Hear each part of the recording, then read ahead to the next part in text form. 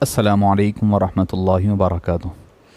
मोअज़्ज़ज़ सामीन किराम, शफ़ीक़ बुज़ुर्गों और अज़ीज़ साथियों, जैसा कि अभी माह ज़िलहिज्जा का मुबारक महीने का आगाज़ होने वाला है, ये बड़ा ही मुतबर्रिक महीना है जिसकी फ़ज़ाइल कुरान करीम में इजमालन और अहादीस शरीफ़ा में मुफ़स्सलन ज़िक्र करदा है।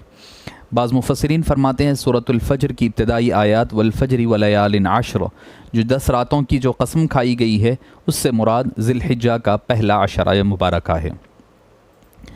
मोअज़्ज़ज़ सामीन किराम, अब हमें करना क्या चाहिए? गालिबन हो सकता है कि 2 या 3 दिन बाकी रह गए हैं, इसके बाद माह ज़िलहिज्जा का आगाज़ होनी है। तो पहला काम यह है कि माह ज़िलहिज्जा के गालिबन अरब कंट्रीज़ में 20 होगी और इंडिया पाकिस्तान वगैरह में 21 तारीख़ होगी जुलाई की। तो माह ज़िलहिज्जा का आगाज़ होगा, उससे पहले अपने बाल और नाखून कट कर लें।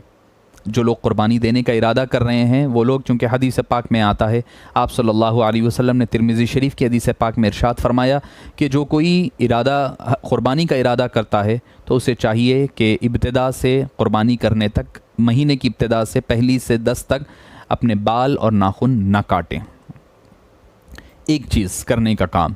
दूसरी चीज़ ये है कि इन मुबारक 10 दिनों में आमाल सालिहा की कसरत किया करें, जितना ज़्यादा हो सकता है आमाल सालिहा करें, नेक काम किया करें, क्योंकि ये 10 दिन अल्लाह और अल्लाह के हबीब सल्लल्लाहु अलैहि वसल्लम के नज़दीक सबसे पसंदीदा अय्याम है, जिसका ज़िक्र आप सल्लल्लाहु अलैहि वसल्लम ने फरमाया सबसे महबूब तरीन अय्याम अल्लाह के नज़दीक यही हैं।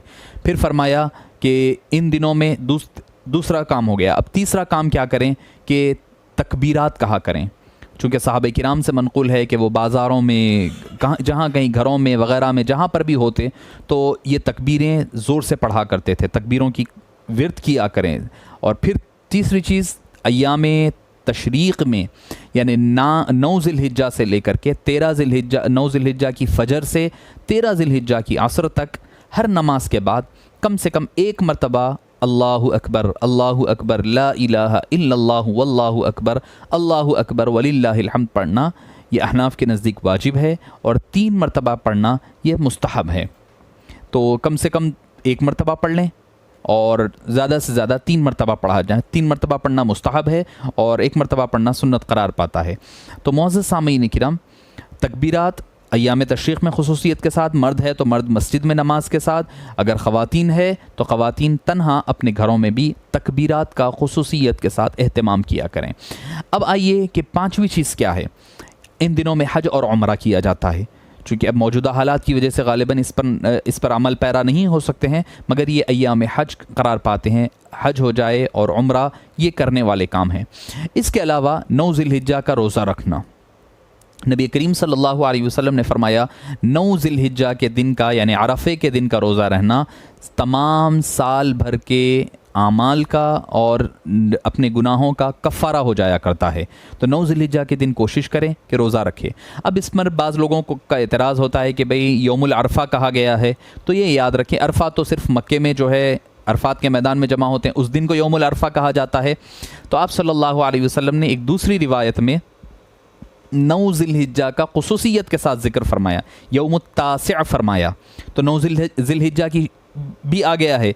तो अब दोनों चीज़ों को अगर मिला लेंगे तो पता चलेगा कि हर मुल्क का आदमी अपने मुल्क के एतबार से 9 ज़िलहिज्जा के रोज़े का एहतमाम करे।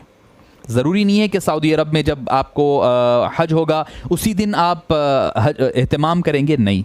अगर आप रहना चाह रहे हैं तो 8 या 9 दोनों को मिलाकर रहिए, कोई मुज़ायक़ा नहीं है। मगर जो आपका जो 9 ज़िलहिज्जा की जो फजीलत आई है वो आपके मुल्क के एतबार से जो 9 तारीख़ होगी वो 9 तारीख़ ही होगी। इसके अलावा क्या करना है, आपको क़ुरबानी करनी है। अगर आप साहिब निसाब है, साहिब इस्तात है, तो आपके ऊपर क़ुरबानी का करना वाजिब है कि क़ुरबानी 9, 10, 11, 12 3 दिनों के अंदर एक आदमी एक बकरा, या फिर अगर गाय, ऊँट, बैल, भैंस वगैरह है तो उसमें 7 लोग शामिल हो सकते हैं। इसके अलावा नफिल क़ुरबानी है तो उसका मसाइल अलग होंगे।